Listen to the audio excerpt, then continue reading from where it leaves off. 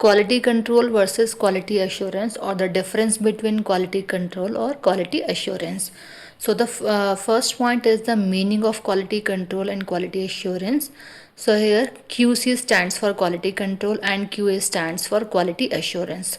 So the quality control means, quality control is the process of checking and testing products to identify defects. कि quality control एक ऐसा process है जहाँ पे हम check करते हैं और test करते हैं एक product को, उसमें identify करने होते हैं हमें defects, कहीं उसमें कोई defects तो नहीं है. ठीक है.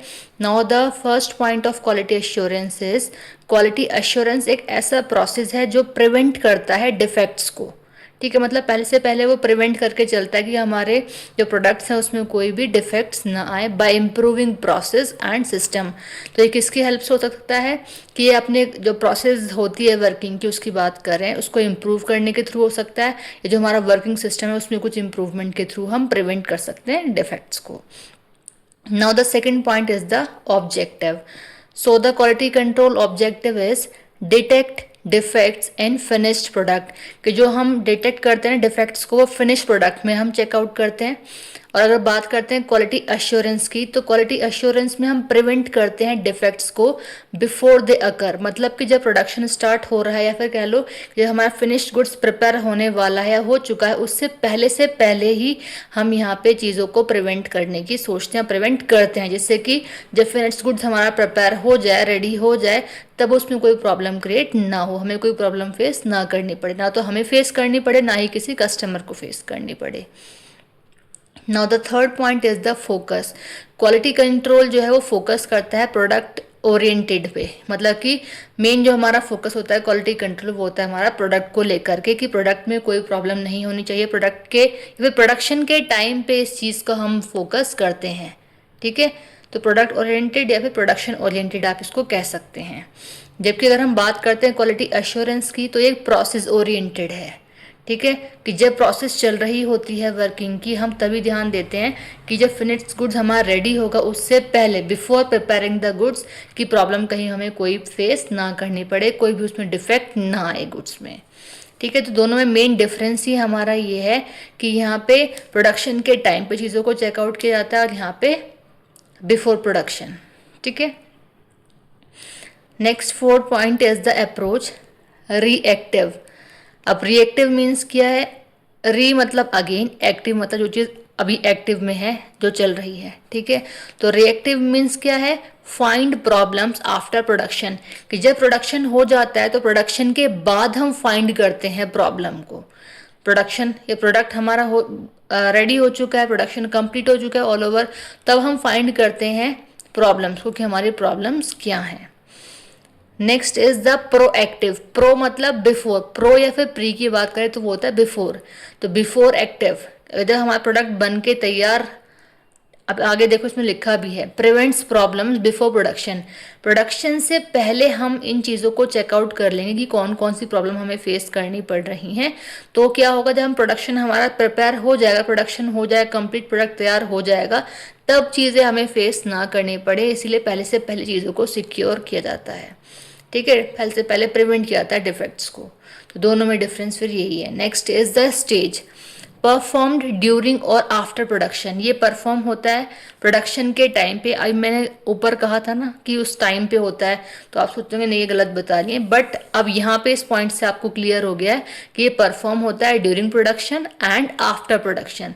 तो प्रोडक्शन के बाद में भी हम चेकआउट करते हैं, प्रोडक्शन के टाइम पे भी हम इसको चेकआउट करते हैं, वो हमारा क्वालिटी कंट्रोल है. जबकि हम बात करते हैं क्वालिटी अश्योरेंस में, तो क्वालिटी अश्योरेंस कब होता है? Perform before and during production. ये परफॉर्म होता है बिफोर प्रोडक्शन, जो इसका मेन फोकस है बिफोर प्रोडक्शन ही होता है.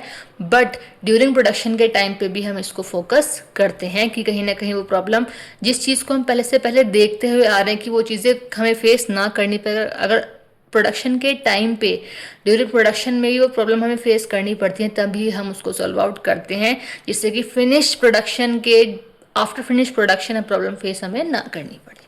ठीक है, तो अगेन रिपीट कर रही हूँ, यहाँ पे परफॉर्म होता है during production and after production. ये परफॉर्म होता है बिफोर एंड ड्यूरिंग प्रोडक्शन. ठीक. Next is the activities. अब क्वालिटी कंट्रोल में कौन कौन सी एक्टिविटीज़ होती हैं?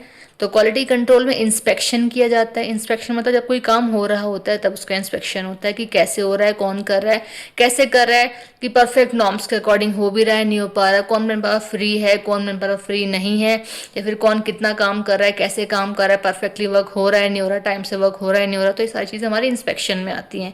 टेस्टिंग मतलब उसको टेस्ट करना, किसको, प्रोडक्ट की बात करें, प्रोडक्ट को टेस्ट करना। नेक्स्ट इज मेजरमेंट, मेजर करना गुड्स को। एंड वेरिफिकेशन, वेरीफाई करना गुड्स को, कि जिस चीज़ के अकॉर्डिंग, जैसे भी हम चीज़ों को प्लान करके हमने चीज़ों को बनाया था, जिस चीज़ के लिए बनाया था, जिस चीज़ को सेटिस्फेक्शन के लिए हमने उस गुड्स को बनाया था, वो चीज़ फुलफिल हो भी पा रही है या नहीं। इट मीन्स वेरीफाई करना। नाउ द क्वालिटी एश्योरेंस में अब क्या एक्टिविटीज़ होती हैं, इसमें क्या होता है, प्लानिंग करते हैं, ठीक है। और वो जो प्लानिंग होती है वो हमारी प्री प्लानिंग होती है। Pre planning means before production, ठीक है। तो प्लानिंग भी होगी इसमें, मतलब प्री प्लानिंग भी होगी, प्लानिंग भी होगी। प्लानिंग क्यों होगी, क्योंकि ड्यूरिंग प्रोडक्शन के टाइम पे भी होती है।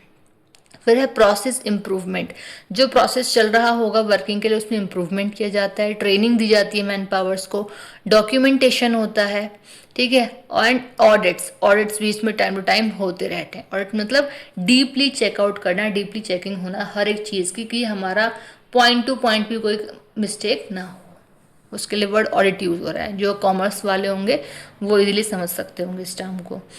Now the next point is the responsibility. अब क्वालिटी कंट्रोल में क्या रेस्पॉन्सिबिलिटीज होती हैं, तो लिखा है क्वालिटी कंट्रोल इंस्पेक्ट। अब क्वालिटी कंट्रोल में जो रेस्पॉन्सिबिलिटीज मेनली होती किसके ऊपर है, तो क्वालिटी कंट्रोल के इंस्पेक्टर्स होते हैं, उनके ऊपर रेस्पॉन्सिबिलिटी होती है। और जो टेस्टिंग टीम होती है, जो प्रोडक्ट की गुड्स की टेस्टिंग के लिए होती है, उस टेस्टिंग टीम की भी रेस्पॉन्सिबिलिटी होती है। डायरेक्टली कहें तो क्वालिटी कंट्रोल में दो लोग रेस्पॉन्सिबल होते हैं, एक तो क्वालिटी कंट्रोल का इंस्पेक्टर और टेस्टिंग टीम मेंबर्स, ठीक है। नाउ द क्वालिटी एश्योरेंस, अब इसमें रेस्पॉन्सिबिलिटी किसकी होती है, एंटायर ऑर्गेनाइजेशन, इट मीन्स पूरे ऑर्गेनाइजेशन की रेस्पॉन्सिबिलिटी होती है। अब लिखा है स्पेशली क्वालिटी एश्योरेंस टीम, जो क्वालिटी को एश्योर करने के लिए टीम बनी हुई है और मैनेजमेंट है, उनकी मैक्सिमम यहाँ पे, मतलब पूरे ऑर्गेनाइजेशन की तो है, एंटायर ऑर्गेनाइजेशन तो इसमें इन्वॉल्व है ही है, लेकिन स्पेशली जो होगी वो क्वालिटी एश्योर करने के लिए जो टीम और जो मैनेजमेंट है उन लोगों की ज़्यादा रेस्पॉन्सिबिलिटी होगी। Now the last point is the goal. अब क्वालिटी कंट्रोल का जो गोल है वो क्या है, में इंक्रीज कॉस्ट, ये कॉस्ट को इंक्रीज भी कर देता है ड्यू टू रीवर्क, क्योंकि हमें ऐसा भी होता है कि कभी कभी जो हमारा वर्क है वो हमें रीवर्क मतलब होता है किसी वर्क को अगेन रिपीट करना, ठीक है। तो हमें जो वर्किंग है वो रिपीट करनी पड़ सकती है, तो वहाँ पे हमारा टाइम भी कंज्यूम होगा और हमारी जो कॉस्ट है वो भी लगेगी, इसलिए लिखा है एंड रिपेयर्स भी करनी पड़ सकती है, तो इसलिए लिखा है मे इंक्रीज कॉस्ट। अब कॉस्ट इंक्रीज हो सकती है हमारे रीवर्क की वजह से, एंड रिपेयर, जो चीज़ें हमने कर ली उसको अगेन रिपेयर करना, ठीक करना, तो वहाँ पे क्या होगा, हमारा जो कॉस्ट इंक्रीज हो जाएगी। अब क्वालिटी एश्योरेंस का हमारा गोल क्या होता है, रिड्यूसेस लॉन्ग टर्म कॉस्ट, हम रिड्यूस करते हैं, कम से कम हो जाती है हमारी लॉन्ग टर्म की कॉस्ट बाय प्रिवेंटिंग डिफेक्ट्स। हम जब स्टार्टिंग से ही डिफेक्ट्स को प्रिवेंट करते हुए चलेंगे तो कहीं ना कहीं जो हमारे जो गोल्स हैं वो अचीव होंगे, और जो लॉन्ग टर्म में जो कॉस्ट इंक्रीज होनी थी वो इंक्रीज नहीं होगी, वो डिक्रीज होती चली जाएगी, मतलब रिड्यूस हो जाएगी, कम हो जाएगी।